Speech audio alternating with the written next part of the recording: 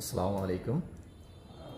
আজকে আমরা উপস্থিত হয়েছি পদার্থবিজ্ঞানের দশম শ্রেণী যারা 2026 সালে পরীক্ষার্থী আছো তোমরা, তাদের জন্য একটা গুরুত্বপূর্ণ অধ্যায়, অষ্টম অধ্যায় আলোর প্রতিফলন।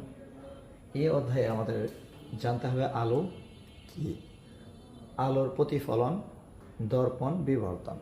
এই কয়টা মাধ্যমের ভেতরে বা এই কয়টা টপিক্সের ভেতরে আমাদের আরও অনেক কিছু আছে।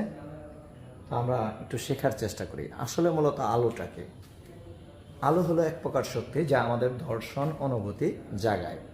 এটা মাধ্যম থেকে মাধ্যমে আলোর বেগ ভিন্ন হতে পারে, ভিন্ন মাধ্যমে ভিন্ন ভিন্ন আলোর বেগ হবে। আমাদের জেনে রাখার জন্য দরকার শূন্য মাধ্যমে আলোর বেগটা কত। শূন্য মাধ্যমে আলোর বেগ হলো 3 × 10⁸ মিটার পার সেকেন্ড। এই শব্দটুকু তোমরা মুখস্থ রাখবে। শূন্য মাধ্যমে আলোর বেগটা আমাদের পরবর্তীতে ম্যাথ করার সময় বা এই ম্যাথমেটিক্যাল টার্ম যখন আমরা করব ওইখানে আমাদের এটার প্রয়োজন হবে। তাহলে প্রথমে আমরা আলো সম্পর্কে জানলাম যে আলো এক ধরনের শক্তি যেটা আমাদের দর্শন অনুভূতি জায়গায়, অর্থাৎ যেটার কারণে আমরা বস্তু বা জিনিস দেখতে পাই। এরপরে আসি আমরা আলোর প্রতিফলন। আসলে আলোর প্রতিফলনটা একটু বিশদ আলোচনা, এটা আমাদের জানতে হবে। আলো যদি কোনো মাধ্যম থেকে এসে কোনো একটা মাধ্যমে আপতিত হওয়ার পর সেই পুনরায় আগের মাধ্যমে ফিরে যায়, তখন সেখানে আমার আলোর প্রতিফলন ঘটে। তাহলে তোমাদের একটা জিনিস খেয়াল করতে হবে, যদি আলো কোনো মাধ্যমে আসে, এটাকে যদি আমরা একটা মাধ্যম মনে করি, এইখানে যদি একটা আলো আপতিত হয়, আমার তিনটা ঘটনা ঘটতে পারে। তিনটা ঘটনার একটা ঘটনা হলো যে মাধ্যমে প্রবেশ করলো, আলোটা আসলো, সেই মাধ্যম কর্তৃক আলোটা শোষণ করা হবে, অর্থাৎ এই মাধ্যম আলোটা কিছু শোষণ করে নেবে। এবার মাধ্যমটা যদি স্বচ্ছ হয়, আলোটা সঠিক এই পথে আমাদের যাওয়ার কথা ছিল তা না, যে কিছুটা বেঁকে যাবে, অর্থাৎ আলোর ডিরেকশনটা একটু চেঞ্জ হয়ে যাবে। এটাকে বলা হবে আলোর প্রতিসরণ। প্রতিসরণ। আর এই মাধ্যমে আসার পর কিছু আলো পূর্বের মাধ্যমে, যে মাধ্যম থেকে আসছে ওই মাধ্যমে ফিরে যাবে, সেটাকে বলা হবে আলোর প্রতিফলন। প্রতিফলন। এখন তার মানে আমরা শিখলাম কি, যে একটা মাধ্যমে আলো আপাতিত হইলে তিনটা ঘটনা ঘটতে পারে: শোষণ, প্রতিসরণ কিংবা প্রতিফলন। আমাদের এই অধ্যায়ে প্রতিফলন নিয়ে আমরা কথা বলবো। আলোর প্রতিফলনটা কেমন হয়?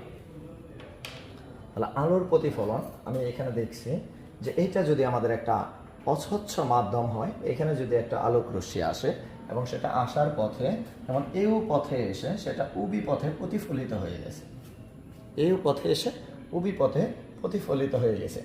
এইখানে আসার পরে আমরা উএন একটা লম্ব যদি টানি, এই লম্বের নাম হবে অভিলম্ব। এই লম্বের নামটা হবে কি? অভিলম্ব। এবং অভিলম্ব কাকে বলে এটা আমরা জানবো এখন। অভিলম্ব তাকেই বলে যে আপতিত রশ্মি এবং প্রতিফলিত রশ্মির বিভেদ তলে, অর্থাৎ যে বিন্দুতে এটা মিলিত হয়েছে সেই বিভেদ তলে যদি আমরা একটা লম্ব কল্পনা করি, তাকে বলা হবে কি? অভিলম্ব। যে রশ্মিটা দর্পণে আসছে তাকেই বলা হবে আপাতিত রশ্মি, যেটা প্রতিফলিত হয়ে ফিরে গেছে ওই মাধ্যমে, সেটাকে বলা হবে প্রতিফলিত রশ্মি। এখন সেই ক্ষেত্রে যদি আসি, তাহলে এইখানে আমাদের দুইটা কোণ উৎপন্ন হয়, অভিলম্বের সাথে দুইটা কোণ উৎপন্ন হয়।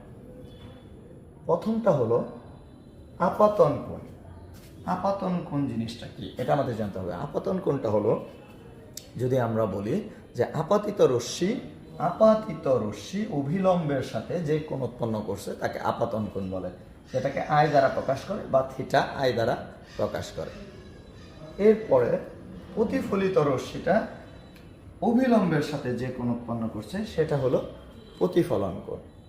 অর্থাৎ প্রতিফলন কোণটা আমরা কি বলবো? অভিলম্বের সাথে প্রতিফলিত রশ্মি যে কোণ উৎপন্ন করছে এটাকে বলা হবে প্রতিফলন কোণ। প্রতিফলন কোণকে প্রকাশ করা হয় থিটা আর দ্বারা বা আর দ্বারা। এখন যদি আমরা বলি যে এই জিনিসটা কীভাবে হলো, তাহলে দেখা যায় যে প্রতিফলনের দুইটা শর্ত আছে। প্রথম শর্ত, আপাতিত রশ্মি, প্রতিফলিত রশ্মি এবং অভিলম্ব একই বিভেদ তলে অবস্থান করবে। এটা হলো প্রতিফলনের প্রথম সূত্র। দ্বিতীয় সূত্রে বলছে, প্রতিফলনের দ্বিতীয় সূত্রটা হলো আপাতন কোণ ইকুয়াল প্রতিফলন কোণ। আপাতন কোণ ইকুয়াল হলো প্রতিফলন কোণ। আপাতন কোণ ইকুয়াল প্রতিফলন কোণ। এটা হলো আমাদের প্রতিফলনের দ্বিতীয় সূত্র। এবার আসি আমরা আলোর প্রতিফলনের প্রকৃতিটা কেমন হয়। আলোর প্রতিফলনটা হয় দুই ধরনের। আলোর প্রতিফলনটা হবে দুই ধরনের। একটা হলো নিয়মিত প্রতিফলন, নিয়মিত প্রতিফলন এটা একটা। আরেকটা হবে অনিয়মিত বা ব্যপ্ত প্রতিফলন, অনিয়মিত বা ব্যপ্ত প্রতিফলন। তাহলে তোমরা এখান থেকে জানতে হবে যে আমার নিয়মিত প্রতিফলনটা কি এবং অনিয়মিত প্রতিফলনটা কি।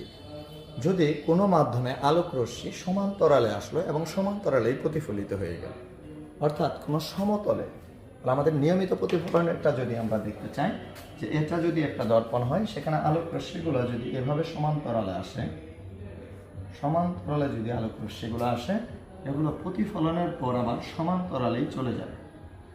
আপাতিত রশ্মি এবং প্রতিফলনের পরে এগুলো সমান্তরালে যদি চলে যায়, তখন তাদেরকে বলা হবে নিয়মিত প্রতিফলন। এটা হলো নিয়মিত প্রতিফলনের উদাহরণ। এটা হলো নিয়মিত প্রতিফলন। এখন নিয়মিত প্রতিফলনের পরে যে ব্যপ্ত প্রতিফলনটা কিভাবে হবে